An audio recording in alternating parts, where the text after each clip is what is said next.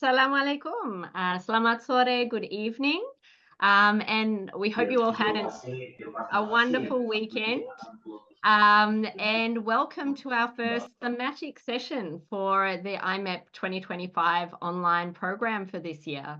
So before we begin, I would once again like to acknowledge the traditional owners of the lands on which myself and Rowan live in southeast Melbourne, the Bunurong people of the Kulin Nation.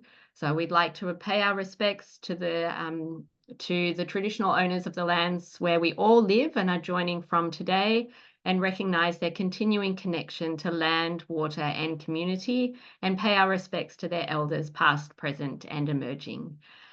So thank you all to all of our delegates for joining us for what we hope a very enjoyable welcome session, certainly from our perspective, on Thursday of last week. Where we all came together to begin the process of getting to know one another and to set in our intentions of how we all hope to move together together on this journey to get, that's a lot of togethers. So we are in the process of compiling some of the really insightful notes that you all made about your intentions as a group, and we're planning to share that document back with you in the WhatsApp group soon.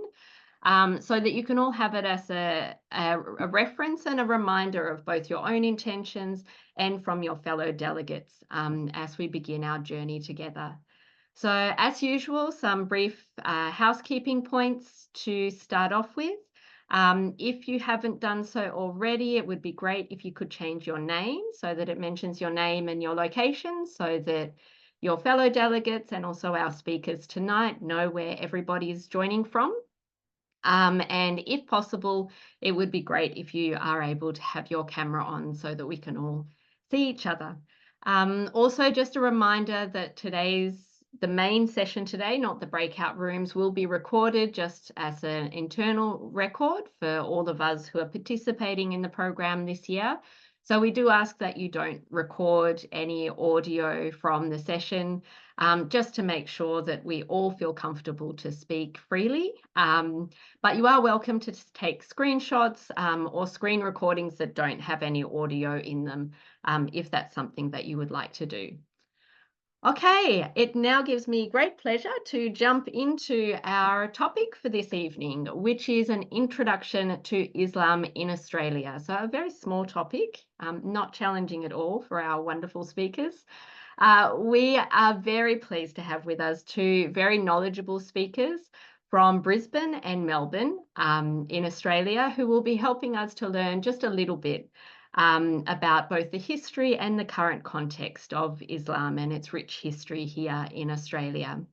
As we did on our welcome session, after we've heard from the speakers, we'll then invite all of our delegates to join a breakout room to reflect on the main points that you took away from the session, and also to discuss further, especially for our Australian delegates to have an opportunity to share their own reflections and experiences as members of Australia's many diverse Muslim communities.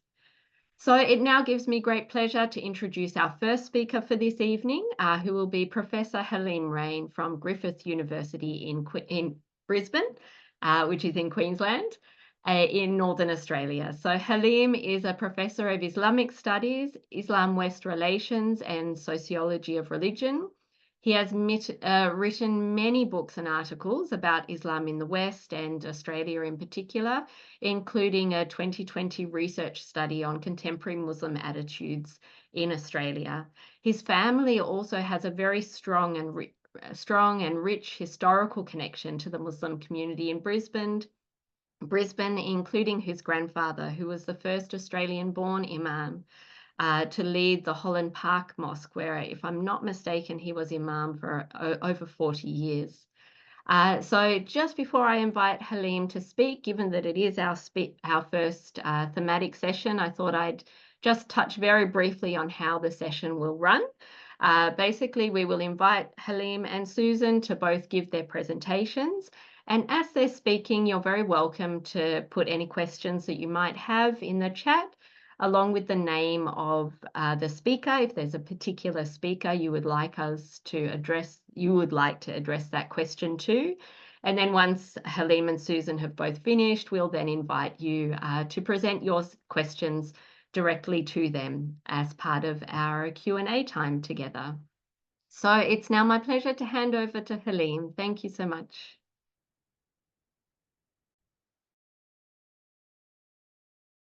I think you're still muted, Halim. Okay. Excellent. Assalamu alaikum. Good evening, everyone. Thanks, Brenna. Thanks, Rowan, for the invitation to speak here this evening. Islam in Australia. So, as many of you might be aware, Australia has a long history of inhabitants of the indigenous people. Their history goes back at least 60,000 years. Some research would suggest it could be 80,000, even maybe 100,000 years. So, very long history. We don't know everything about the indigenous people in Australia because so much has been lost through the process of European colonization. But we do know that there was diverse religious beliefs and practices among the indigenous people of Australia.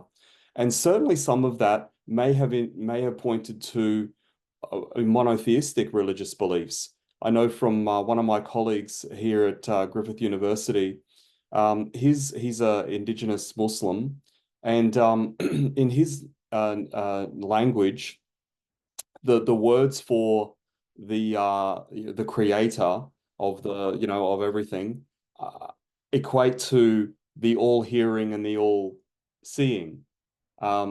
So we know from the Islamic tradition that these are among the names of Allah.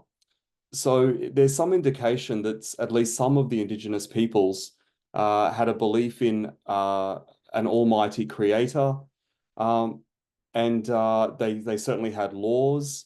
They had various social conventions and norms and things. But one thing we can certainly say about the indigenous people,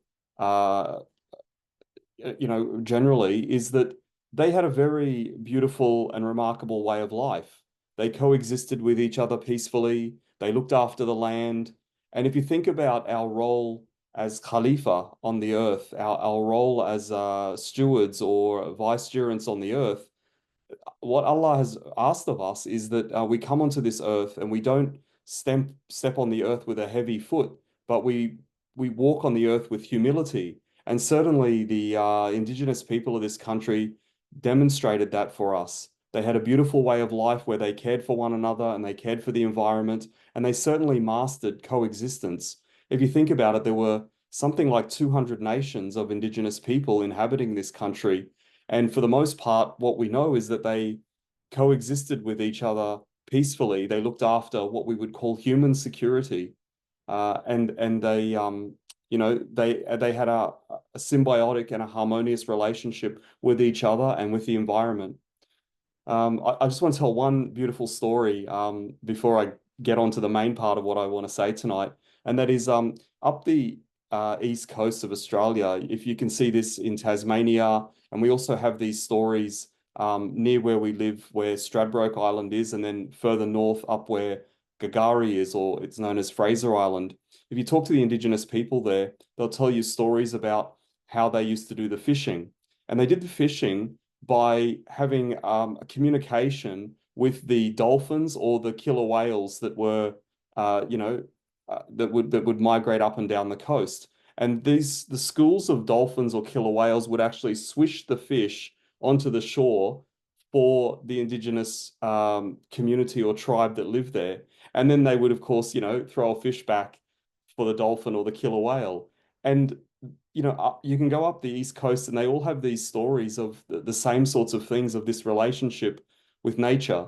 So this tells you something beautiful. They really mastered what Allah subhanahu wa ta'ala has asked of us, which is to live on the earth in this responsible way, to live with the earth in a responsible way, and to live with each other in a responsible way. Now, coming to the point about the history of Islam in Australia. So this is one aspect of it. You could say there was an Islam in Australia in the broader sense before we know of any other, human contact. But what's most interesting, I think, for us is the first human contact we know about in Australia is uh, before European settlement, is with Muslims from Indonesia. So it's quite fitting that, we're having the Australia-Indonesia Muslim exchange here, and it's, this is the point. This is where the story begins. So that was the fishermen that came from the Makassar region of Indonesia that would come, and this is hundreds of years before European settlement, and they would come and they would trade. And in particular, it's said from anthropologists and so on that they were trading in the sea cucumber. But I think it was more extensive than that. And other, anthropologists and others have confirmed that there was lots of different trade and so on going on. But certainly, the Macassans from Indonesia were coming, and they were spending months at a time in Australia. They were living among the indigenous people. There was sharing of culture, there was sharing of language, there was sharing of religious ideas as well. And there's some indication that there was perhaps conversion to Islam among the indigenous people. And there were certainly a number of different cultural practices that were adopted by the indigenous people, particularly, for example, the Yolngu in the north of Australia in what's called Arnhem Land. And there's an excellent documentary I recommend everybody watch. It's called Before 1770, and it's essentially a recreation of those experiences of interaction between the Macassans and the indigenous people up in the north of Australia. So for hundreds of years, this cultural exchange was going on. The people from Indonesia would come and visit, and some of them would even they would obviously go back, but some of the indigenous people would go back with them. And there are people who have in Australian indigenous ancestry who continue to reside in Indonesia today from those times when they were first visiting. So this is a beautiful history. Okay, then we've got British settlement in Australia happening at the end of the 1700s.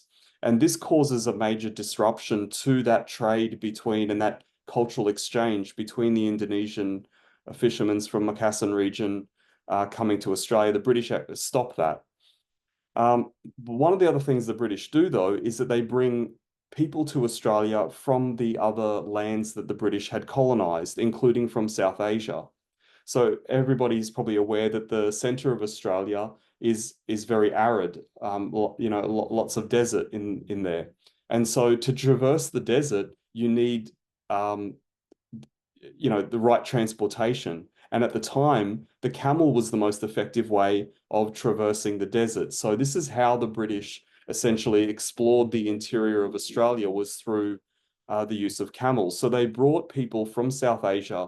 Generally, they're referred to as the Afghan cameleers, but it's more than just Afghan. They were from what is modern-day Pakistan. They were from what was then India. They were from Baluchistan and other places. Some were even from the Middle East. But generally speaking, they were South Asians, and many of them were from Afghanistan. So they came to Australia as the cameleers, and they helped explore the interior of Australia. This led to the building of the overland telegraph and the railways and this kind of thing. Now, what's very interesting about the cameleers is that they intermarried with the indigenous women, uh, and they weren't allowed to bring their own wives, and they came usually as single men. So they intermarried with the indigenous women, and many of the indigenous people today know of this heritage. They know of their forefathers being of South Asian heritage. And there's something that Peter Stevenson refers to as kinversion. Actually, there's a lot of indigenous people who have, you could say, re-embraced Islam, or, embraced Islam. And it's a lot of the time it's got to do with them recognizing their ancestors who were from South Asian and who were Muslims. Now, not all the cameleers were Muslims, but most of them were. And so there is this connection. The cameleers were not the only ones that came, though. During this period, you also had, this is in the 1800s, you also had other Muslims coming from South Asia, including, part of my family. So these were people who came as hawkers, or they came as farmers. And they also, some of them intermarried with the indigenous women as well. And so you've got, these family ties between the Muslims who came as from the Makassar region, first of all, and then you've got even more family ties with the Muslims that came from South Asia. But generally speaking, during that period of the 1800s, it's really not considered a period where there is much growth in the Muslim community. Many of those people who come from the family of the unions of the indigenous people and the South Asians didn't necessarily establish what we could recognize as the big Muslim communities today. Though some of the earliest mosques, like the one in Adelaide, for example, like the one in Brisbane, where I live in Holland Park, they were built by these early Muslim Australians. The mosque over in Western Australia in Perth is quite old as well. I think it was built in 1905. I think the one in Adelaide is late 1800s, 1899 or something. And the one in Holland Park here in Brisbane is the oldest on the East Coast. It was built in 1908.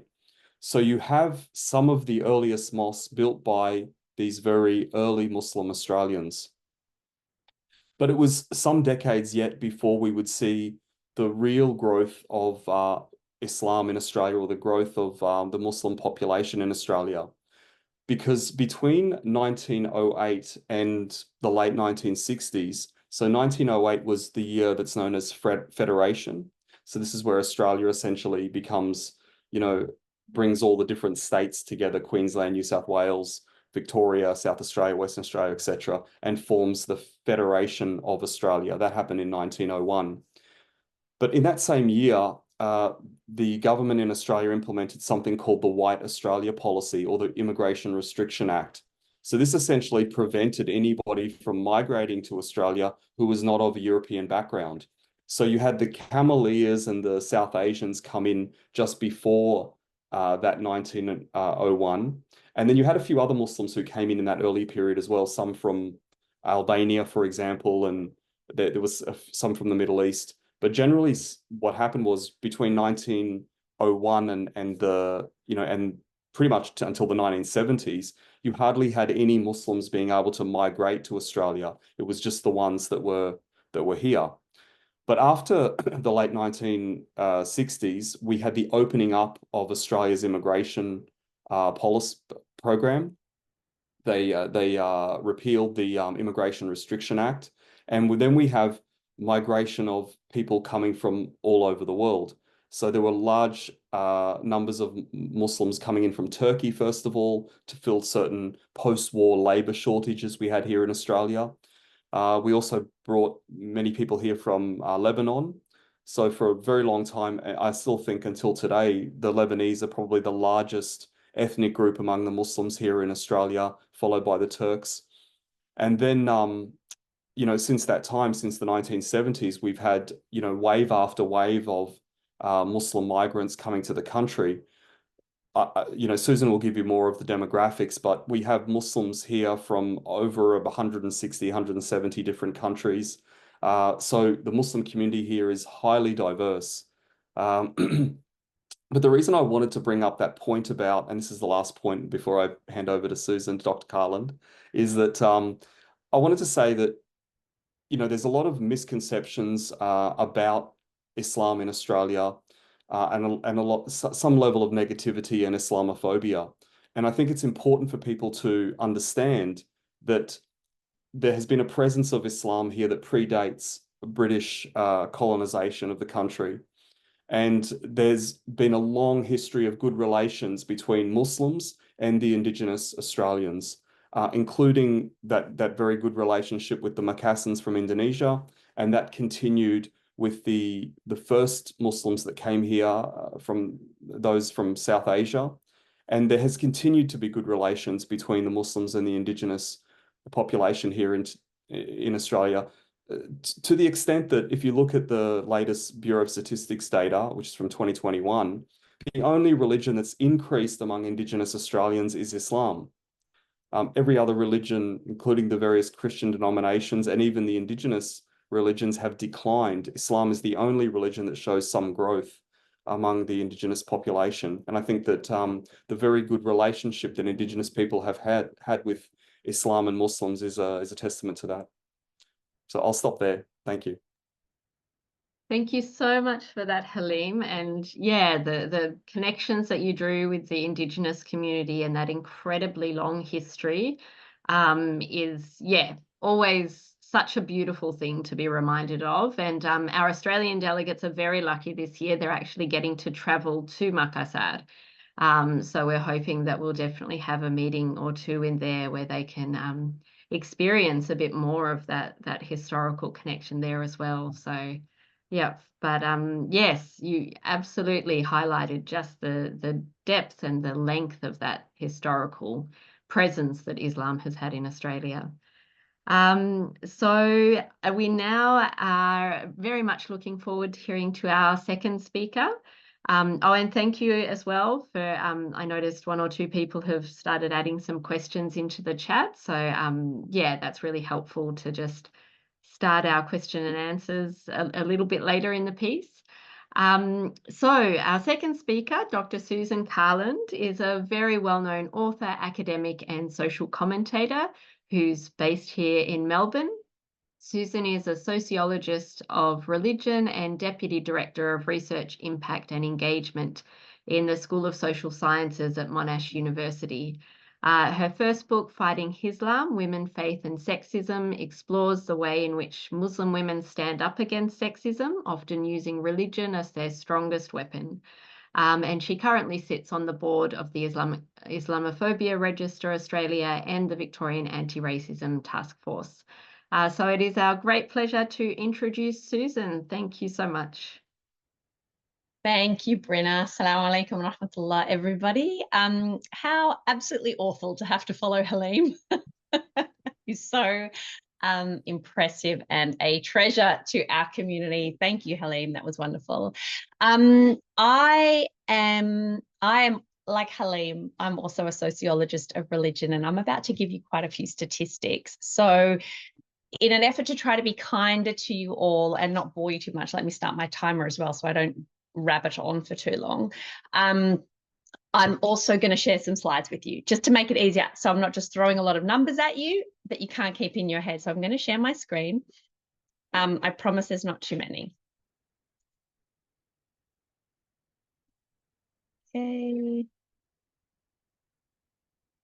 Okay.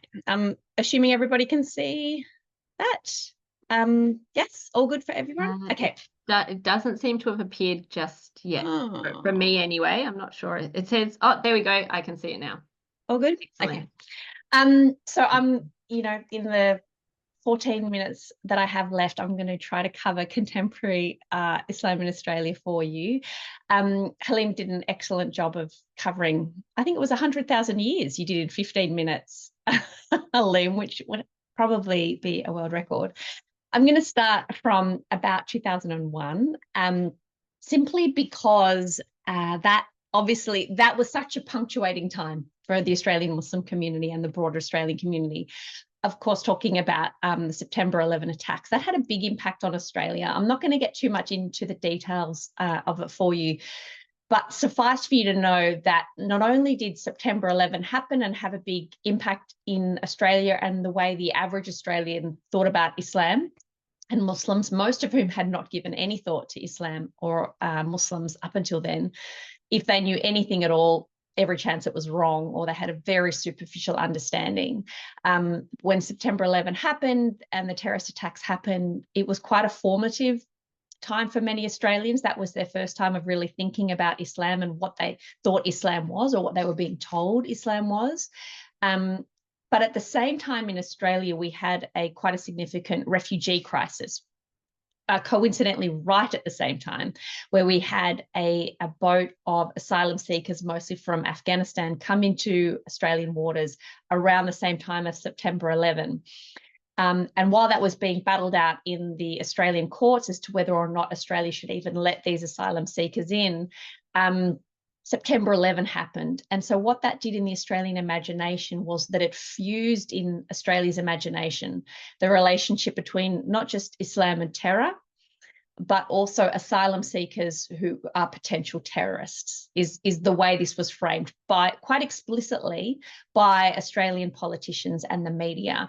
And that kicked off not just a long, decades-long struggles within Australia about the way Australians thought about Islam and Muslims and what it felt like to be an Australian Muslim in this country during that time, but also the way Australians dealt with asylum seekers and refugees. And like I said, I'm not going to get into the details of it, but it suffices for you to know that that was a real punctuating mark in Australia's recent collective memory when we think about Australia and the relationship Australians have with Islam and Muslims and how Muslim Australians felt being here. And then there were many other events that sort of happened after that continue to create a real temperature, a high temperature in Australia for what it felt like to be a Muslim in Australia and the way Islam was spoken about, particularly by elected politicians and certain people in the media. That being said, it's really important for you to know that only 3.2% of Australia is Muslim. So Muslims in Australia are a tiny fraction. Only about 840,000 people in Australia are Muslim, out of a population of about 26 million. So compared to Indonesia, we are very much the minority.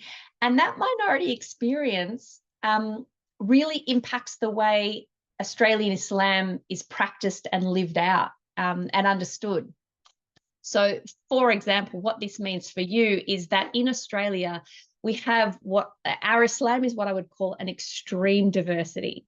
Halim touched on this, but Muslims in Australia come from 183 different countries. So Islam in Australia is extremely culturally diverse. We are also really sectarianly diverse. So Sunni Muslims make up majority of the Muslims in Australia. We also have, about 10% of Australian Muslims identify as Shia. We also have Ismaili communities, Ahmadiyya communities, Alawi communities, and a number of other Muslim minorities living in Australia as Muslims, pretty peacefully for the most part. And what this means is that we have a lot of Muslim organizations. Some of them are quite cultural, so it might be like the Lebanese Muslim Association, or we have organizations that are mission-based, so they might be focusing on a specific area, a Muslim women's organization or a Dawah organization or a youth organization. What this also means is that Islam in Australia is really decentralized. So you compare that to in Indonesia. The best example I can give you for a real contrast to the Indonesian experience is in Australia, every Ramadan and every Eid, we have what we call moon sighting and moon fighting, which means all the communities debate and disagree with each other about when Ramadan starts and when Eid starts. And this is based on culture. So some cultural groups will follow their country of origin. When are they starting fasting? When are they celebrating Eid? Some follow moon sighting, but even then, which moon sighting? Is it the local moon sighting right in this area? Do they take a more national approach? Do they take a more global approach? Do they follow Saudi? None of these things are agreed upon. Whereas in most Muslim majority countries, the government will tell you, everybody, Ramadan starts here and Eid will be here. In Australia, because of this diversity, there's a lot of debate about these things. So it means we're very decentralized, for better or worse. It means that there are Muslim leaders, but Muslims will decide whether they like them or not, whether they agree with them or not, whether they listen to them or not. Most Muslims in Australia probably couldn't tell you the names of a lot of the leaders of even our peak organizations. So we have quite a decentralized Islam and a very multicultural Islam. What this means is that when I go to the mosque, for example, and I'm sure it's the same for Halim or Brinna or Rowan, when I go to the mosque to pray, it's entirely common for me to have a Nigerian woman on my right, a Malaysian sister on my left, an Egyptian woman in front of me, a Turkish woman behind me, and there is a Bosnian imam leading the salat.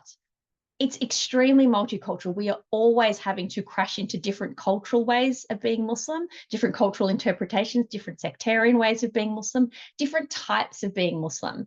And what this leads to is some research that Halim actually did. So it's quite funny that I will now present it back to him. And if I get any of this wrong, he can correct me, but it also means if you have any questions about this, you can probably ask Halim about it, because Halim did this brilliant research back in 2020.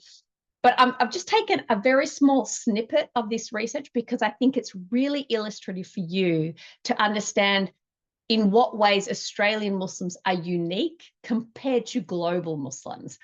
So what do Australian Muslims think about Islam, and in what ways might that be different to the way Muslims in other countries think about Islam? Like I said, this is Halim's research, so I hope you're happy with this, Halim.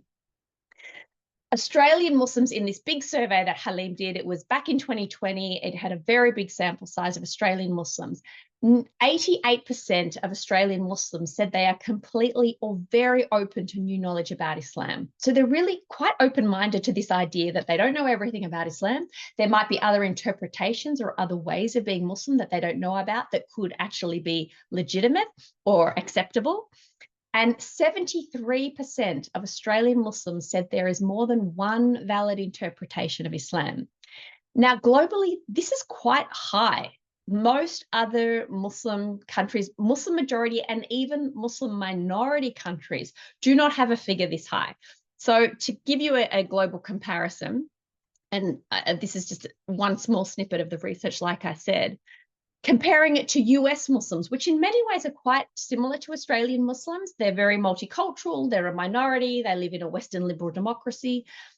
31% of US Muslims say there is only one valid interpretation of Islam, compared to 14% of Australian Muslims.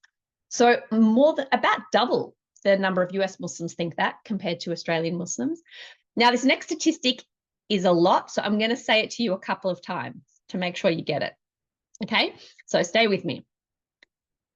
Of 30, okay, let me start again already. It's already confusing. Pew did a survey of Muslim majority countries. So Pew is a global research center. They did research on 39 Muslim majority countries. Okay, so there were 39 Muslim majority countries.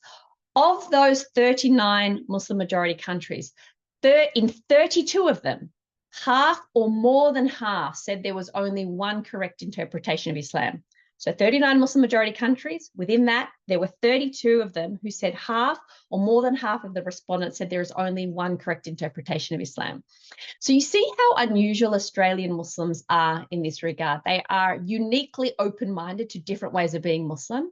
And I think a lot of that has to do with the fact that we are a really multicultural Muslim community. We cannot help but crash into other ways of being Muslim and other ways of understanding Islam. And also because we live in a country where you can look into different types of Islam. There is no type of Islam, unless it's violent against others, no type of Islam is banned by our government. Muslims have the capacity to be able to explore different books, different interpretations and things like that. This was also some research that Halim did, and I think this is really interesting, and I want you to look at this list carefully. So the Australian Muslims were asked, what are your biggest concerns? And they were given a big list of things that they could choose from. And I want you to have a close look at this list of the things that Australian Muslims said they were concerned about. And I want you to see if anything stands out to you. Is there anything from this list that seems significant? If anyone wants to turn off their microphone and answer, they're welcome to. Otherwise, I will keep going. Climate change is quite high. Say again, sorry, Luke. Climate change is quite high. Yeah, that is quite high. Compared to Australian people.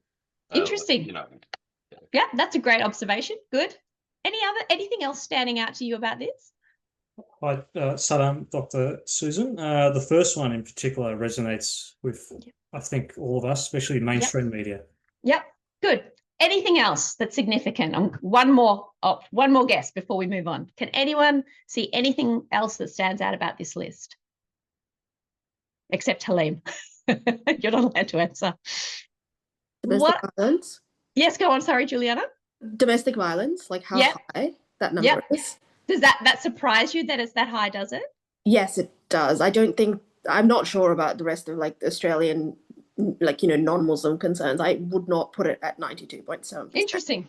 Okay, good. Susan, there's one guess from one of our Indonesian delegates. So I thought we could. All right. Yep. Go for it. Ajeng. Yep. Go for it. I can't see who it is. So do you want to just turn off your mic and talk? Yeah, the Ajeng. Are you able to unmute? Or it may have been the same as Juliana. Oh no, or maybe she can't unmute. Anyway, that's okay. Keep going. And if Okay. Yasmin unmutes, she can interrupt. What I think is also in everything everyone said was really great. What I think is also really interesting about this is if you look at this, obviously media reporting about Islam and Muslims and discrimination against Muslims is uniquely high for Muslims. I doubt there are many non-Muslims that would put those two answers as that high. But all these other answers are answers that the average Australian is probably concerned about as well. The average Australian is probably also concerned about affordable higher education, economic inequality, mental health, affordable housing. So I guess the point I'm trying to make is while Muslims in Australia have unique challenges and concerns, there are also everyday Australian citizens that have a lot of similar concerns and issues that the average Australian does as well. Now, the last couple of points I want to make to you. So what do Australians think about Muslims? Because this is also quite relevant to what it feels like to be Muslim in Australia right now. And there are a lot more studies that I'm going to show you now. So this is a very small snippet of the much broader survey landscape that has shown the same thing again and again and again for more than a decade, much more than a decade in Australia, which is that Australia does have an undercurrent of anti-Muslim attitudes that aren't budging. So I'm just going to give you some of the most recent ones, which is in 2019, a survey found that 40% of the Australian population report themselves as either negative or very negative towards Muslims. In 2024, more than a third, so 34% of Australians said they have a negative attitude towards Muslims, and that was an increase from 27% in 2023.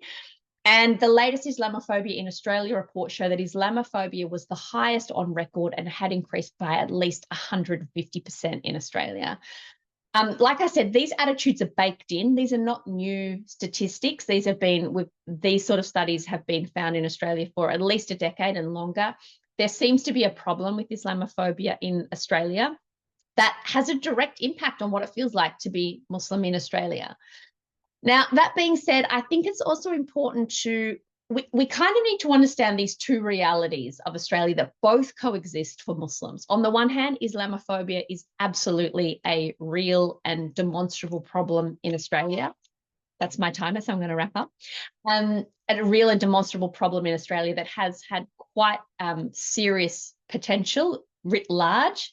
And the government is now really trying to do something about it.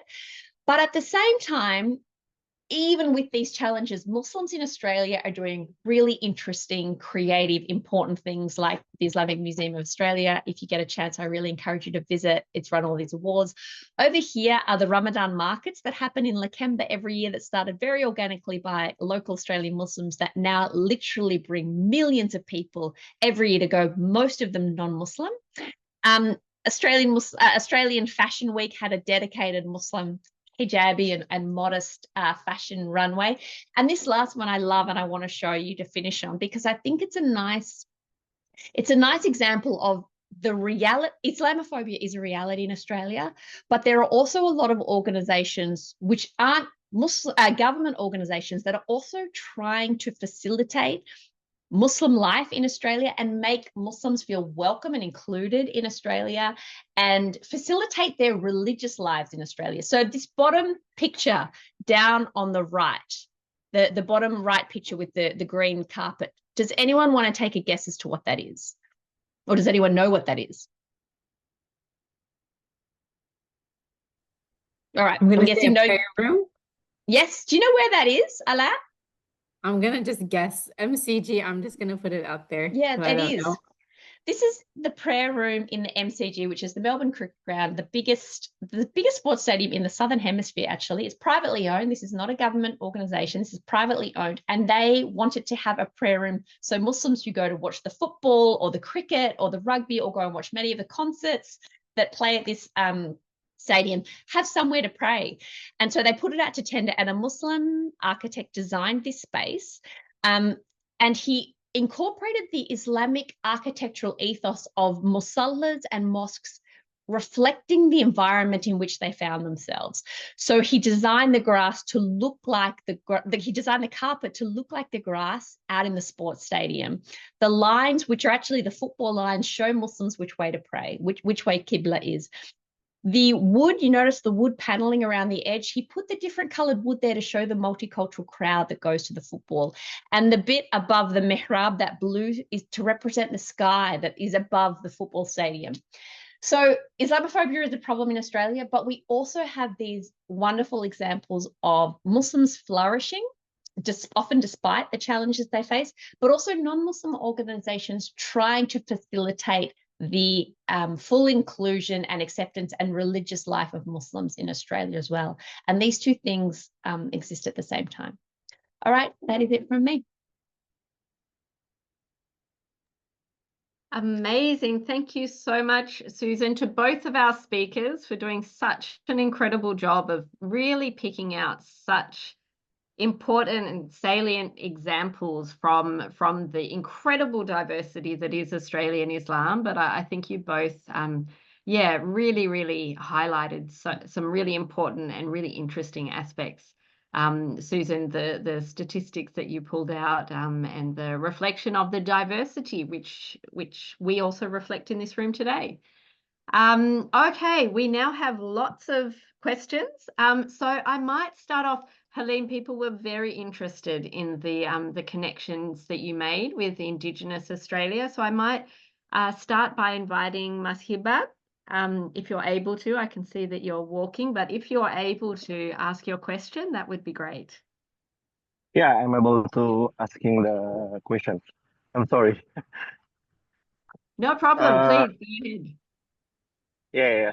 Sorry, I am in the middle of some rural area in Java, but I truly believe that I will not miss this class. So my question is especially for Prof. Halim. Assalamualaikum warahmatullahi wabarakatuh. Professor, I want to ask, like, in the historical context of Islam arrival in Australia, were there any indigenous Australian values that align with the Islamic principle, thus facilitating a process of inculturation and contributing to acceptance of Islam? That's all for me. Thank you. Yeah, that's a good question. When we talk about Islam, we often get fixated on issues of Sharia law or, particular rituals, prayer, fasting, zakat and so on. And I'm not diminishing the importance of those at all, but sometimes we lose sight of the bigger picture. And if you think about many of the practices that are central to the Indigenous culture, including, looking after one's children, looking after one's parents, looking after all of the people around you, that is a very Islamic, very Islamic objectives or very Islamic principles that we have that obviously Indigenous people share. We also have in our religion about, we must look after the earth. Allah has sort of gifted this to us. Allah has made us responsible for it. It's an amana. And so Indigenous people very much embrace this idea of the amana of looking after the land. It really defines who they are as a people, I would say. Yeah. So these are two things that I could point to as examples. But others that we could point to are the more metaphysical. Many Indigenous people believe that there is a creator force that has made, everything about it. We've, of course, lost a lot of the knowledge that they once had. So we don't know exactly what their beliefs were. And because they are an oral culture, not writing down things, we probably, some things are also lost in translation as well over time. But certainly they believe in a reality, what we call the ghaib in Islam. They believe in a reality. They refer to this as the dreaming. So there are concepts that we have in our deen that they have in their, tradition or culture, you could say, that certainly overlap. And I'll just leave you with one brief point. One of the studies we were doing a couple of years ago, we spoke to a brother who was an Indigenous Muslim, and he'd been Muslim for like 20 years, a long time. He said that he met a woman who was Egyptian, so he had to learn Arabic. but he also had spent some time out on his country learning his language.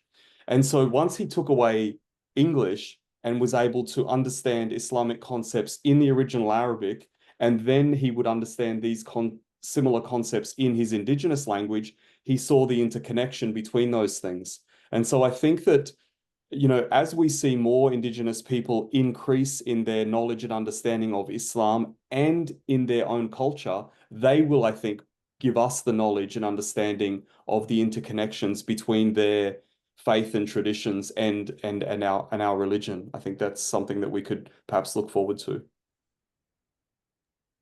Thank you so much, Professor House. Thank you so much for that answer, Halim. And we also had Uncle Andrew Gardner, who welcomed the group to the session on Thursday of last week. And I know, inshallah, if you have a chance to meet Uncle Andrew in person when you come to Australia, which we hope you do, he's amazing to talk to about the very strong connections that he also sees, as Halim mentioned there. So I might ask Sami, you asked questions of both Halim and Susan, but I might ask you if you could ask your question of Susan, so that we can swap between our speakers. Yeah, thanks a lot, Sami. Thank you, Rubina. Thank you for the opportunity. So yeah, I think my question for Halim is, can you share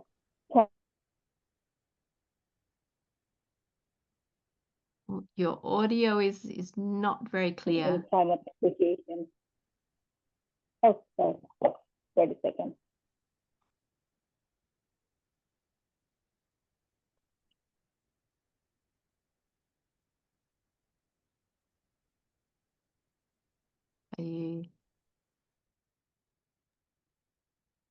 If you're able to change your settings, that would be. We can't actually hear you, or I can.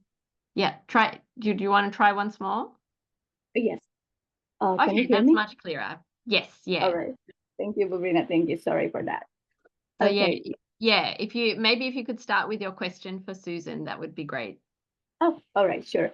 So yeah, my question for Dr. Susan is something that I really think important right now, especially related to how Australian community perceive and practice Islam in different generations. Because in Indonesia, there are several research regarding the different perspective of generation on how they practice their religion, and I'm wondering how it happened or work in Australia, especially Gen Z or millennial and any other generations. Yeah, great question. I think there is a real mix in that it's difficult to talk flatly about generations. You know, there are some in every generation who are quite practicing and quite observant, and then there are some that aren't very practicing and not very observant, and some who take this approach and some who take that approach.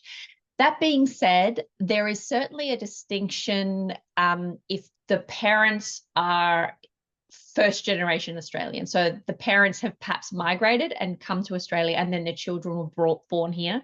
There is often a difference there, simply because parents often, if they were born overseas, often have a cultural approach to Islam that resonates with where they came from overseas, whereas their children will have a cultural resonance of Islam that is very Australian and is distinctly Australian. And there is, you know, there's always been an organic Australian Islam that is being developed and cultivated in Australia. But we can certainly see it's most acutely observed when parents and children come from different cultural contexts. That being said, you know, because of the different waves of migration that Halim spoke about, we now have Muslim kids in Australia who are the fourth or fifth generation, if their parents were from relatively recent migrant backgrounds, obviously leaving aside Indigenous backgrounds. And so, you know, we might have children whose parents and even their grandparents were born here. Certainly, we see that in the Albanian and the Bosnian communities, in terms of when they came here, often earlier because of the White Australia policy. It was easier for them to come and migrate before other communities.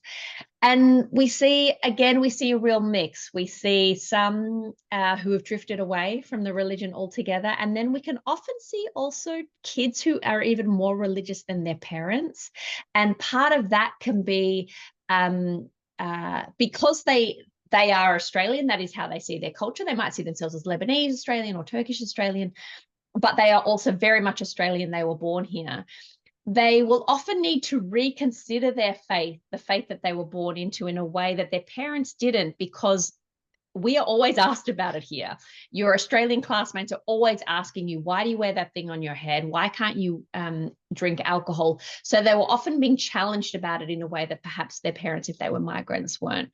The other thing that plays a big role in Australia is the role of converts.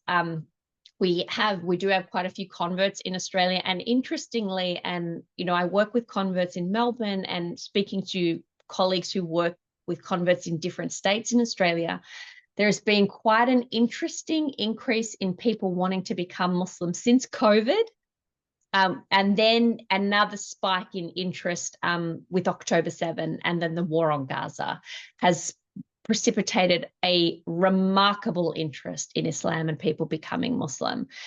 So all of those things are playing a role in the different generational approach to Islam as well, because those people that are becoming Muslim post October 7 in particular are often quite young. Teenagers and 20s is the most common.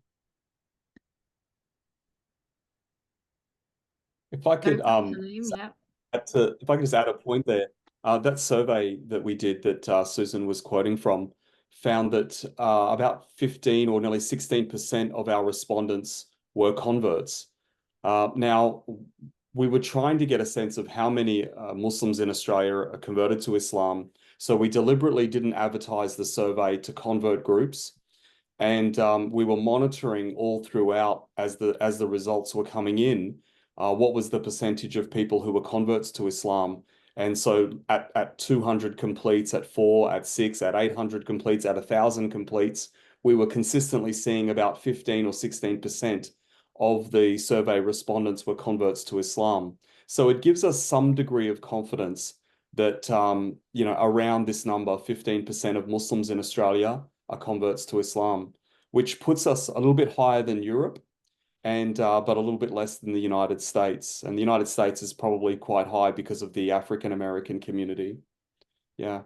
And if I might just add one more thing that Susan, just building on from what Susan mentioned about the diversity of Muslims in Australia, she mentioned about Sunni and Shia and so on. One of the things our survey found was that there was about 34% of the respondents who called themselves just Muslim. So we asked, do you consider yourself Sunni, Shia, this, that, the other?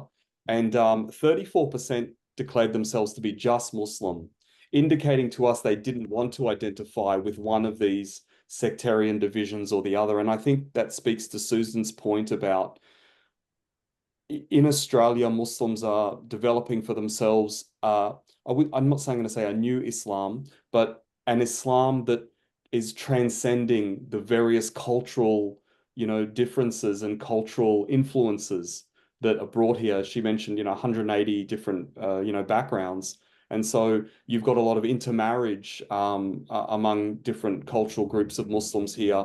And so I'm 4th generation. My grandchildren are 6th generation born here. And so one of the things that our family has done is we've kind of removed ourselves from South Asian or European cultural background and made Islam our kind of cultural identity. And I think that's a path that I see a lot of Muslims in Australia taking. And in doing so, you kind of shed things like sectarian differences, and you try and understand Islam from its sources and from its sort of main perspectives, trying to leave aside some of the more sectarian or other kinds of divisions and things. Right. Thank you so much to both Susan and Halim, yeah, for the answer and the insights there. So yeah, again, highlighting the diversity of the different communities that we have here. I might now invite Rizwan, if you wanted to, maybe, I know you asked two questions, but they're both related to that Yolngu Makassar relationship. So maybe if you could combine those for our speakers. Yeah, I mean, Halim, you were next in line, but you're both welcome to contribute. So I come again. Thank you. Yeah, so about the historic relationship, especially trade relationship with the Yolngu and Makassar seafarers. So it was anthropologist Dr. John Bradley described it as a fair. There was no racial judgment. So my question is, how did that work in practice, and what can we learn from it in today's world? Because we live in a very transactional world, as you know, in our interactions with others. Yeah, and the second question was basically about modern day Australian Muslims and the wider community here in Australia. How can we better educate ourselves about this relationship?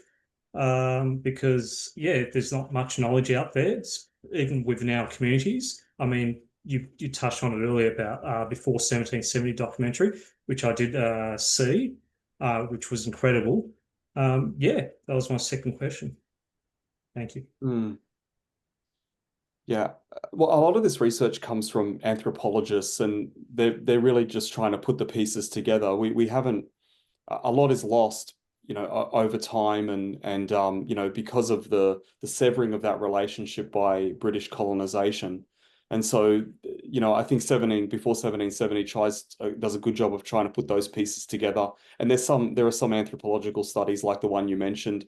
Professor Regina Ganter is another name that comes to mind, that, you know, has done a lot of work in this regard.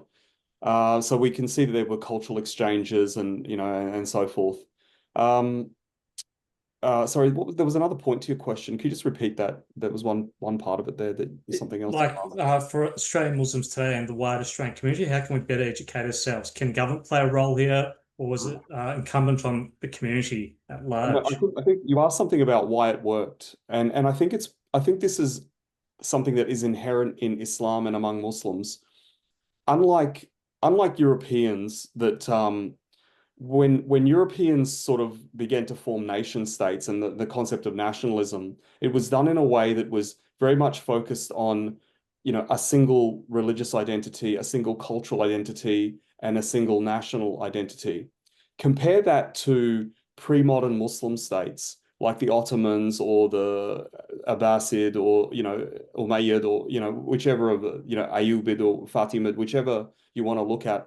Muslim states were always very multicultural, multi-ethnic, multi-religious. In fact, for the longest time, hundreds and hundreds of years, Muslims ruled over the Middle East and Central Asia and North Africa as a minority.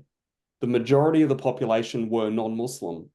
Muslims don't approach other people from a perspective of, you know, seeing ourselves as superior racially, ethnically, or otherwise. Even right from the time of the Prophet ﷺ, you could be from, you know, it didn't matter your background, you could be formerly a slave and you could rise to a very prominent position in the society. Your race was not an impediment to who you were as a human being. And I think the Quran has a lot to do with this. If you think about, you know, the repeated stories in the Quran about the creation of Prophet Adam, and then, you know, the assembly of the angels, and they being instructed to prostrate to Adam, and Iblis refuses. And if you look at the dialogue that Allah shares with us here, he asks the shaitan, you know, why didn't you prostrate? And the words of the shaitan are quite telling. Ana khayrun minhu, I'm better than him. Khalaqtani min nar wa khalaqtahu min tin. You created me from fire and you created him from clay. So Allah's giving us an insight into the mentality or the mindset of the shaitan. Immediately he moves to his reasoning, or his rationale is got to do with physical characteristics. You know, I'm from fire and he's from clay. And so this is something the Muslims, I think, we have known from the beginning to reject. And Allah says in the Quran that part of Allah's diversity in Surah Rum is the diversity of our colors and our languages. This is part of the Ayatollah, the signs of Allah. Allah's created the nations and tribes. The best among us is the one who has the most taqwa, not about, other factors of, lineage or tribe or something like that. So Muslims have always understood this idea that all human beings are equal. We're all from, created by Allah, all coming from clay. And we, I think, have carried on that tradition. So when the Macassans come, they don't look at the indigenous people as being something inferior or lesser or something like that. They're equal human beings. And they respected them, and they came to them with respect. And they respected their land, and they traded with them as equal humans. Whereas when the British come, they look down upon them as a sort of inferior people, an inferior way of life. They, they committed terrible abuses against that to the South Asians who came and married them. You know what I mean? So you can, I think we have to be more assertive about our Islamic identity here and the Islamic way, I think we're made to feel inferior or somehow lesser versus the European. But in fact, Islam has much superior values to what the Europeans have displayed, certainly during their, colonial and genocidal and all these other things that they have been, well known for over the past hundreds of years. Great. Thank you so much for that answer. I might even just ask Mas Mirza, because you have a question which I feel like is quite related to that answer that you just gave then, Halim. But yeah, maybe we can move over to Susan as well for your thoughts in terms of how we can use that history to foster acceptance of Islam now. But Mirza, Yes, please go ahead and ask your question. Okay, thank you, Brina, for the opportunity. So my question is related with Ridvan question. For some Australian, Islam is often perceived as a religion with many restrictions. For example, in Islam, we forbidden to drink the alcohol. That's become the habit of the Australian and local Australian itself.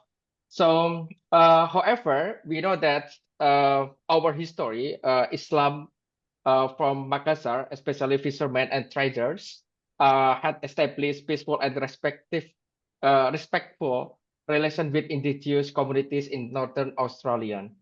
In your view, how can this early history between Makassar and Northern indigenous Australia can be foster greater acceptance to Australian community today? That's it. Thank you, Halim. Susan, would you like to? No, you go, and then I can add it on at the end. Well, I mean, I think that Muslims are often regarded as being, foreigners or, latecomers to the country or something like that. I think what the history with the Macassans demonstrates coming here is that, the indigenous people, clearly are the first people here, and they've had a long-standing relationship with Muslims. So Muslims are part of this country long before, European colonization, I would say, is an important point. Yeah, I completely agree with everything that Halima said. And I think really just to echo it is that the saddest thing for me about that beautiful history and beautiful relationship between Indigenous Australia and early Muslims is, the Muslims from Makassar, is that so few people know it, including Muslims. The Muslim community is so ignorant of this history. But it's for that reason that the historian that Halim mentioned, Regina Gantner, has said that Islam is Australia's most long-standing non-Indigenous segment. And yet this idea still persists amongst Muslims and non-Muslims that it is something new. And I think if people could be more aware of this, it would be very effective in getting rid of this idea that Muslims are somehow this new foreign entity that doesn't belong here, but also, as Halim said, focusing on the positive, beautiful nature of the relationship that reaffirms or affirms this idea that Muslims and Islam actually has something to offer this country. that it is so often in the way that is perceived, portrayed in the media, by some politicians, and just generally in public discourse as something that is at best foreign and irrelevant and over there, but at worst something dangerous and a threat to the Australian way of life. And I think we have so many tools in the toolkit that we could be using to do a better job of trying to change that narrative. But it is very difficult. You know, you might remember I said that only 3.2% of Australia is Muslim. What that means is that many Australians will never have a Muslim friend, colleague, or neighbour. So the only source of information that they are getting about Islam is from the media, or through social media or something like that, which, you know, I don't need to tell you is often not positive. And those are the stories that I think, you know, the Macassan story, I think, is such a powerful one, the Macassan Indigenous story. And what I would love to see is that be part of the Australian school curriculum, so that all Australians learn this important history. And how could that change things? And it also speaks to a long history of good relations between Australia and Indonesia. Mm. Oh, you know, it's so important, you know. Yeah. Our nearest and largest neighbor. So, you know, the more that we can have a narrative about a great relationship between Australia and Indonesia, I think is in the interest of both countries long term. Yep. No, absolutely. I'm conscious that we're getting close to running out of time, but I'm going to try and squeeze in a few more questions if I can. I think Bani, Mbak Bani, I think you had a question that you wanted to ask in relation to the different interpretations of Islam. Yeah, okay. Thank you very much for the opportunity. Hello and Assalamualaikum, Dr. Susan and Prof. Halim.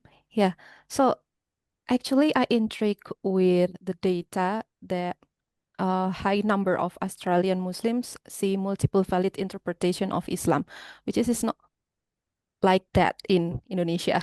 So I want to ask about what lesson can we take from this openness that come from a Muslim in Australia to foster more inclusive religion conversation. You go first, Halim, and I can jump in. Okay, yeah. So in addition to the survey, we also did focus groups around the country, and it gave us the opportunity to present the data and to ask people in all the different states of Australia how they interpreted the questions, and it gave us a bit better qualitative insight into the responses that people gave. So in respect to this particular question, what people told us was things like, you know, people have come to Australia at different times over longer periods of time. And if you think about Islam in the Muslim world, in Muslim majority countries, it went through various sort of changes during pre-colonial period, colonial period, post-colonial period. And even like before any of that, we've got, in different parts of the world, different madhahib. And so all of those are present here in Australia. You've got people who are Hanafi, people who are Shafi'i, people who are Maliki to a lesser extent, even people who are Hanbali to a lesser extent as well. You've got Sunni, you've got Shia. And particularly in the early days when the Muslim community was small, you had all of them in the one mosque. Like I remember at Holland Park Mosque, we had, you know, Hanafi, Maliki, Shafi people, we had Sunni people, we had Shia people all together. And so, you know, and this was the community. You had people from Bosnia, you had people from Albania, you had people from Turkey, you had people from South Asia, India, Pakistan, Bangladesh, you had people from Egypt, you had people from Syria, Palestine, all in the one place. And so when these families get together, and they're practicing their religion together, they compromise and they do things in a way that is harmonious. And, you know, let's leave the strict Shafi view of this or the strict Hanafi view of this, and let's do what the Sunnah is kind of approach. And so this is why you get this idea from Muslim Australians, I think, that there's more than one way, because they know that their fellow Muslims here are this group, that group, you know, something. And so they know that there's flexibility in these things. There might be a particular way that they prefer, but they don't say that the way of someone else is wrong, because that's their brothers and sisters, right? Yeah. So I think it works like this here.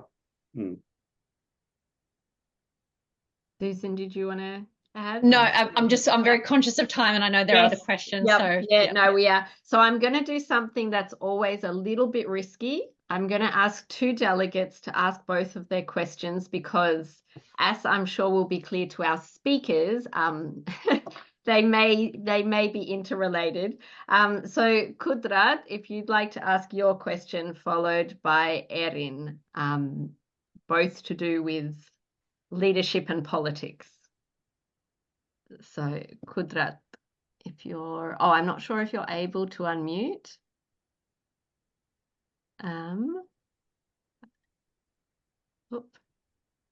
Possibly, I think yes. Wonderful. Yes, I can now. Thank you. My question was, I think, in regards to the Muslim community in Australia, what could be done so that Muslims have a central organization? So, like the example was given that we never know when the Ramadan is and Eid is and all those wars that happen. So, what can be done? Maybe can the state or the federal government do something about this to say we have a central organization where it at least is followed by most Muslims, if not all. I don't think that will happen. And then, yeah, interesting question. So I'm just going to, in the interest of time, I'm going to ask Erin to ask her question as well, which is not exactly the same, but I feel like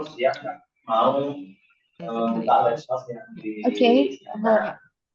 Yeah, thank you, Brina. So the question is actually can be addressed to Halim and also Susan, because I'm wondering about the history of how the Muslims in Australia experience such religious governance by the Australian government there. And then in the contemporary situation in Australia, like how the political of religion also addressed in Australia, when it is related to general election, for instance. So is that happen in Australia as well? Thank you. Do you want me to? Yeah. Sorry. Okay. I can start and then you can jump in, Halim. So to the first question about what can be done to have a more unified governance, Muslim governance structure in Australia, and should the Australian government or can the Australian government do anything? I would actually question whether that's a good thing. And the reason I say that is I know that it might seem quite chaotic, and it certainly is often chaotic. But I also think there is a lot of benefit in the fact that it is so decentralized. Look, first of all, I don't think we would ever have a single leadership that Muslims agree on. We actually have multiple muftis. We used to have one mufti, and then other organizations decided to declare their own mufti of Australia. I think we have about 3 now. Most Australian Muslims couldn't tell you the name of any of them, which I think says something about the role that they play for the average Australian Muslim. And I think, getting to the point that I spoke about, and obviously Halim spoke about really well, that this diversity is actually a real benefit and blessing for the Australian Muslim community. It is only a problem if we see it as a problem. And if we can recognize that, for example, that moon sighting and moon calculating are both actually legitimate Islamic practices that have good fiqh backing behind them and have for hundreds of years, and that Muslims have always disagreed about that. And instead of being concerned about it, accept and respect that there are people that would do things differently. I actually think that that's a good thing.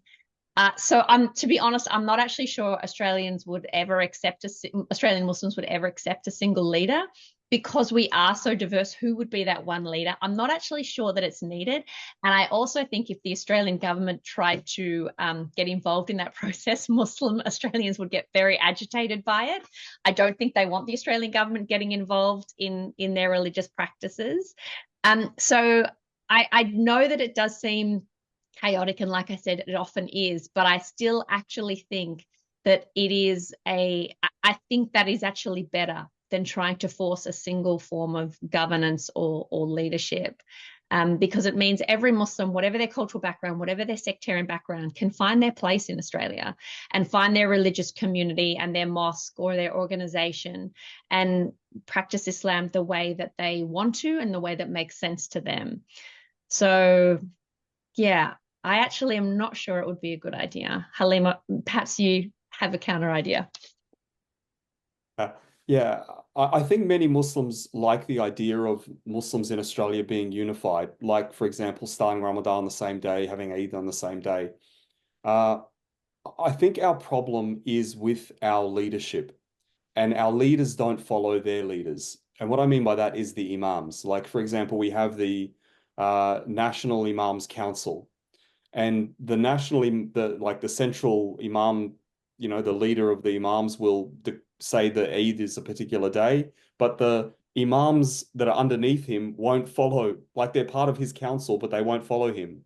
If those imams actually went back to their respective masajid and said to their community, look, this is what we're doing, I think people would follow that. But it's because the imams themselves don't respect their own leadership or their own organizational structure. Nobody else does. And so it remains very decentralized.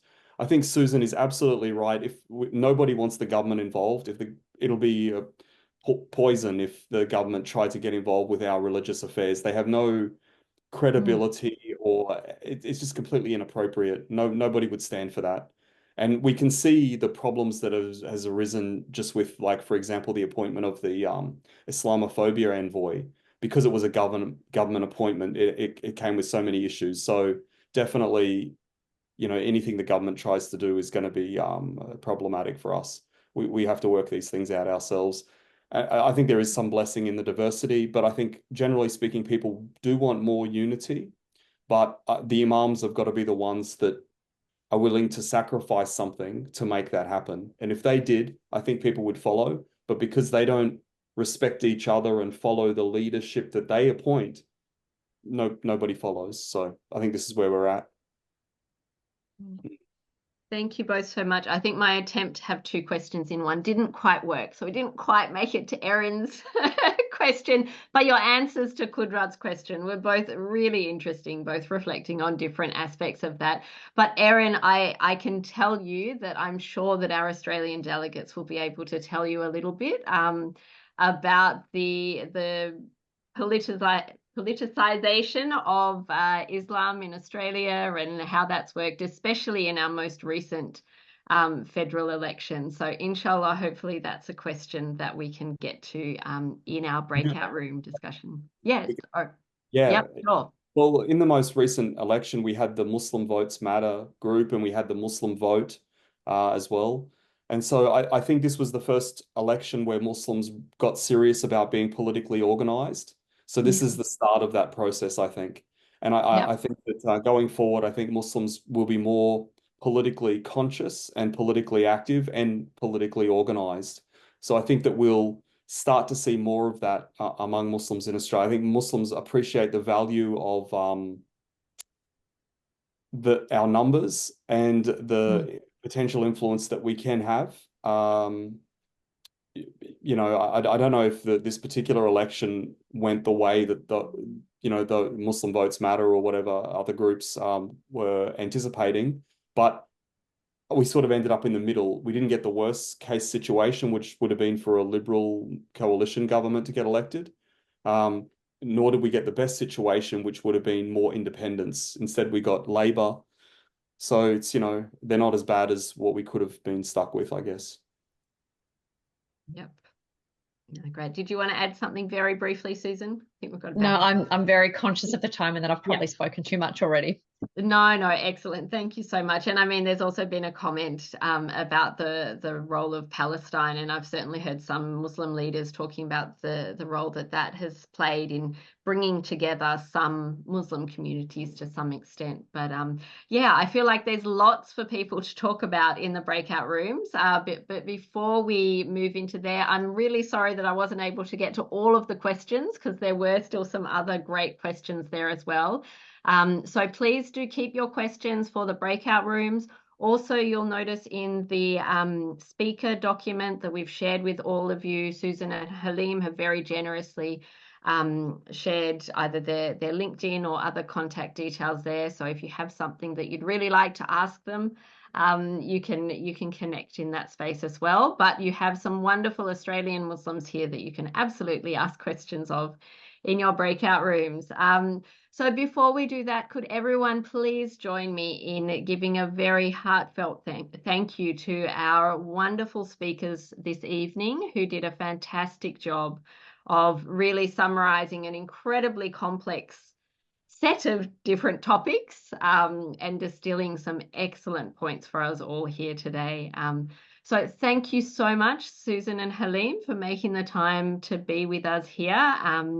Yeah, and we will now invite our delegates to move into their breakout rooms, which, yeah, is your rooms will be a little bit different. The makeup of the rooms will be a bit different to what they were on Thursday, just to give you a chance to meet some of the other delegates in the program. So you're welcome to take a couple of minutes at the start of that just to introduce yourselves. And yeah, the speakers may also be interested in knowing the questions that you'll be reflecting on, which are just what stood out for you from the presentation from our speakers tonight. For our Australians, we invite you to share a bit more about your own experiences of the Muslim communities that you come from in Australia.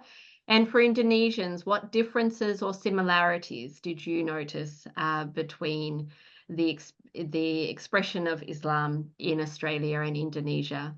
And if you could, everyone, please choose one person just to report back briefly so that we can share some of the highlights of your discussion after your breakout room. So we'll allow about 20 minutes and then we look forward to seeing all of you back here very soon.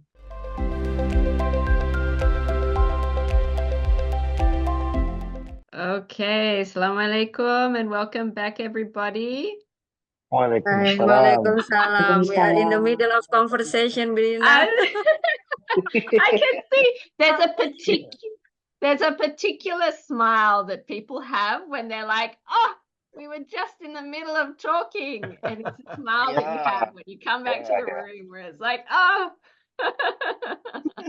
that's okay. We always like to leave you feeling like there's more you could have spoken about. So you're waiting for the next chance, inshallah. But yeah, I really hope that your conversations went well. Our apologies for pulling you away when some of you were still in the midst of hopefully some really interesting conversations. But yeah, we would love to give you the chance to oh, Ro, did you want to? No, all good. Yeah, we'd love to give you the chance to just share back some of the highlights. So I might start by choosing a room to call on. Yeah, we'll play it by ear and see how we go. But maybe we'll start with room 4, who's we've got Bani, Dina, Hibat, Iman, and Mirza. If one of you would like to share a couple of highlights of what you spoke about. Who have we got? Is anyone unmuting? Yeah. Okay, Mas Hibat, silakan. Okay, thank you so much, Bu Braina. We are talking from the difference between mazhab from Imam Shafi'i and etc. Even we're talking about Imam Mahdi because Kadina misspelled between the 4 Imam. There's Imam Shafi'i, Imam Hambali, and etc. And then but Kadina misspelled with Imam Mahdi. It's fun to hear to how to say it.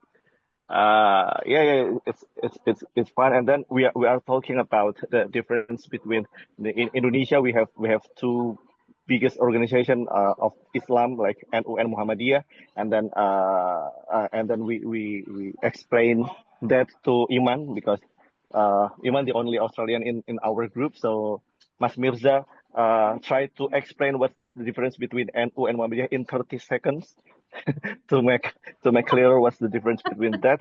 The one thing that we are spotlight about the conversation that there are some similar in between Indonesia and Australia. From myself perspective, we Indonesia and Australia have a similar. We have different background, different culture, and different point of view of Islam, we are same and that, but we get different impact. Australian tend to more open-minded, like the Prof.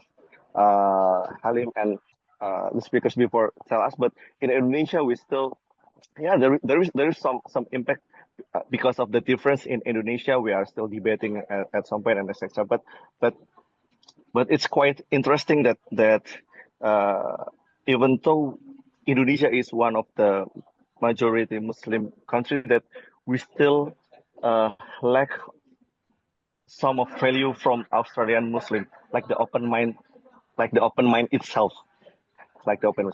Maybe that's all from me. Maybe Kak Bani or Kak Dina, Mas Mirza or Iwan can add something more.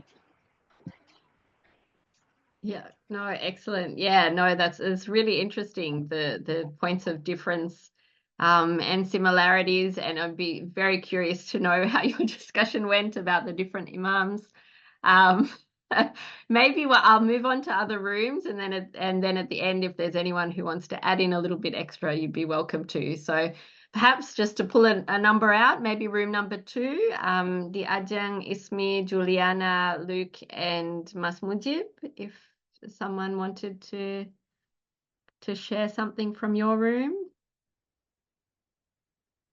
Who have we got? Possibly, or I could just choose someone. Okay, I will. Silakan, thank you. Okay.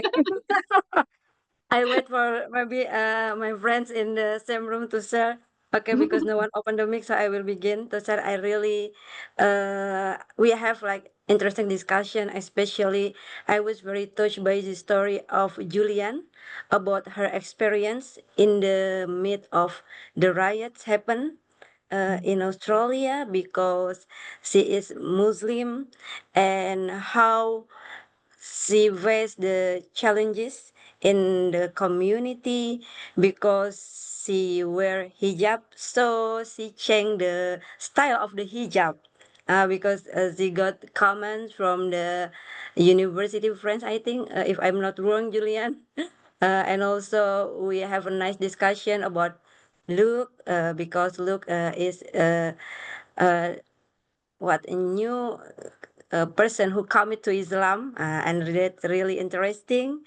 And also we have like small we learn about Mbak Ismi's story about the difference between NU and also Muhammadiyah, and how it really make a difference in the what the idea of the family, her big family. There is like a disaster, but Ismi used the term disaster, the difference between NU and Muhammadiyah, such as disaster in her family. I think we need more time to discuss about it. And also, actually, Pak Mujib in the mid of speaking about his idea, so we move to this big meeting room. I think that's maybe my Ismail or others want to add. We'll have to invite Mas Mujib to finish his his presentation, what he was talking about. Okay. Thank you, Brianna and Mbak Diajeng. I think it was quite interesting to discuss about, the different practices of Islam in Australia and Indonesia. I think every person has different experience. I think that what makes them, act and dress differently. I think Islam should be perceived in general because, like Prof. Halim and Dr. Susan said and mentioned earlier, that uniting in diversity, like the slogan of Indonesia, Bhinneka Tunggal Ika. I think we have different practices in religion, but we need to respect each other. I think what in our discussion, I learned the values about,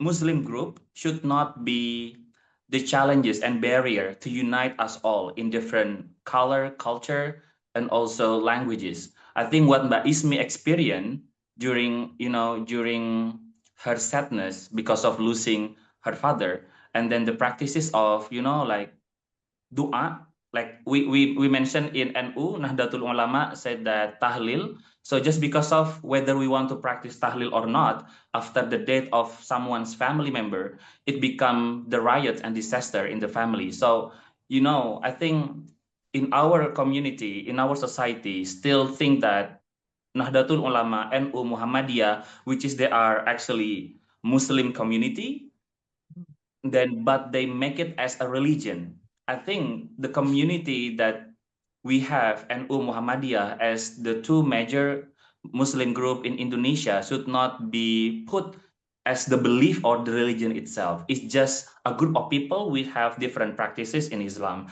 because like Mas Hibat mentioned earlier in the presentation that NU and Muhammadiyah, they are the same Islam, but sometimes the one who have fanatic followers of those two different big organizations in Indonesia make things more complicated in practices. So I myself, from NU background in pesantren, our Kiai mentioned why Wali Songo become the role model, how Islam spread out Indonesia, because Wali Songo or our sacred religious figures in the past never abolished the social culture practices in the society, because Islam should be there and present with the uniqueness of the community. That's why I'm wondering about the Prof. Halim answers about how community belief system, like integrated and assimilated with the Islam or new religion itself.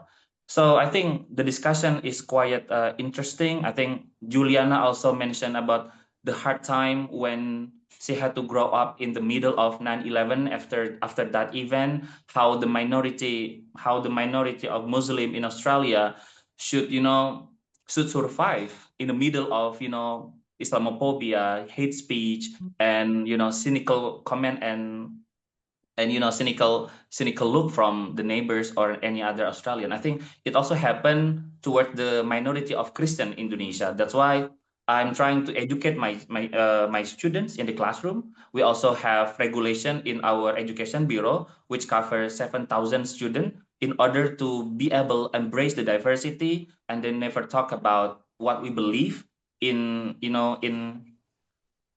not beautiful way, because it sometimes opens someone's heart and it also can create some conflict. I think that's what I really enjoy the conversation. I learned a lot from that, because Ismi felt the sadness about such situation, and I'm very sorry for that. Thank you.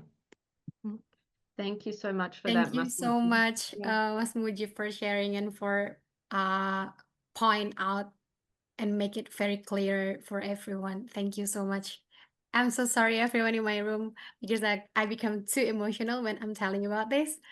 But yeah, thank you so much, Mas Mujib. And thank you so much, Mbak Ismi, as well, for being willing to share that with everyone. Because yeah, I mean that's why we're here, is so that we can share authentically with each other. So yeah, thank you to both of you and to everyone in that room.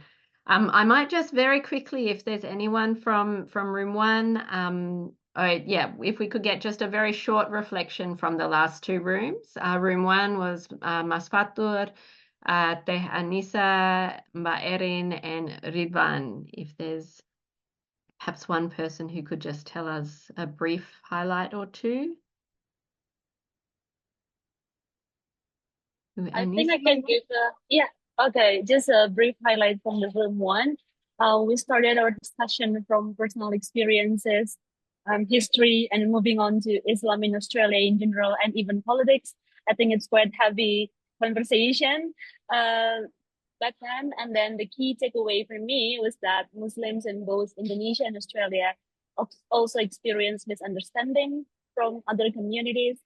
And I think that's the same experience that we may have as a Muslim. And also in our group, we have Ridwan from Australia, and he mentioned an interesting story about the relationship between Makassar and Australia, but unfortunately we didn't have enough time to talk about it. So I think I'm looking for, and I'd love to hear more about that in our next discussion. I think that's all, Rina.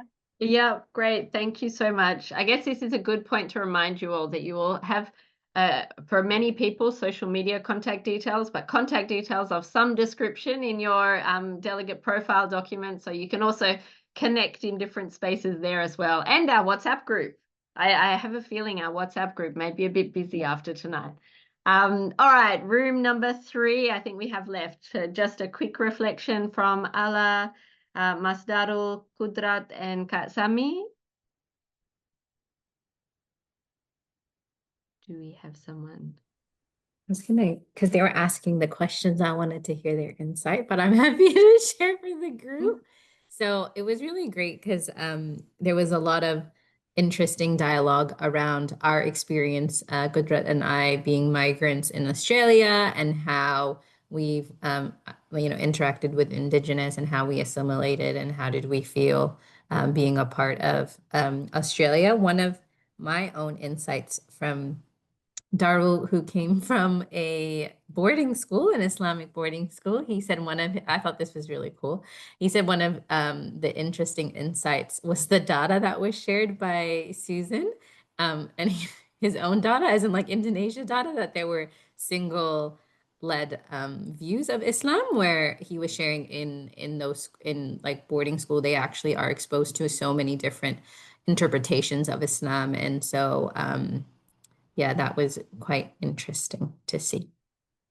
Yep. Yeah, no, that's a great observation as well. I feel like learning about the Indonesian Islamic boarding school tradition is so interesting. And I feel like it's often interesting for Indonesians who haven't attended. There's many who have, but there's also some who haven't. So I find often through the program, Indonesians are like, oh, wow, it's really interesting having this chat with someone from an Islamic boarding school. But yeah, great that you were able to share the also the migrant experience of how you guys have come to Australia. So we are very close to out of time.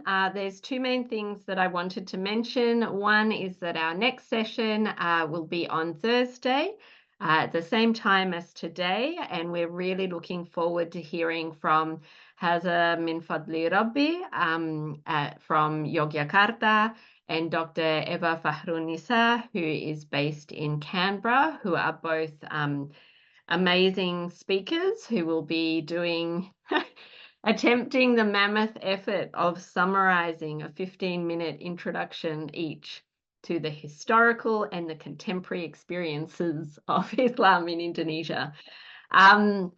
The other thing to mention is that we will be sending you an email very soon, probably tomorrow, I think, with a little bit more information about the delegate spotlight sessions, which are in just under 2 weeks from now. So delegate spotlights are a real highlight of the program. That's basically where you get 5 minutes or so. I think it's about 5 minutes. It'll say in the email.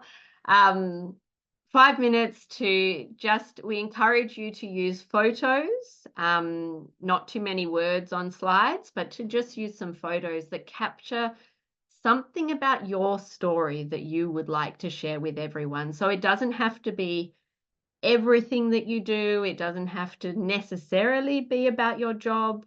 Some people talk about the work that they do. Some people choose to present about the community that they're part of. It's basically a story of your journey that you would most like to share with the group together. So we'll split you into 2 groups over 2 different dates, and we'll give you the opportunity to share. But yeah, there'll be more information coming out about that in an email in the next day or 2, inshallah. And yeah, please do feel free to continue the conversation in the WhatsApp group if you have questions that weren't answered, or if you heard something that sounded interesting in somebody else's breakout room. Or if you want to share a link to something interesting. I know there was a mention of research done by Peter, I've forgotten her surname. Anyway, about Indigenous experience. Peter Stevenson, that's right. About Indigenous experiences of Islam, and her book about Indigenous Australian Muslim experiences is one of my favorite books ever. So I might share the link in there for that one as well. But yeah, absolutely. Feel free to continue the conversation there. And we very much look forward to seeing all of you again on Thursday, inshallah. So, Assalamualaikum, good evening, selamat sore. Assalamualaikum, everyone.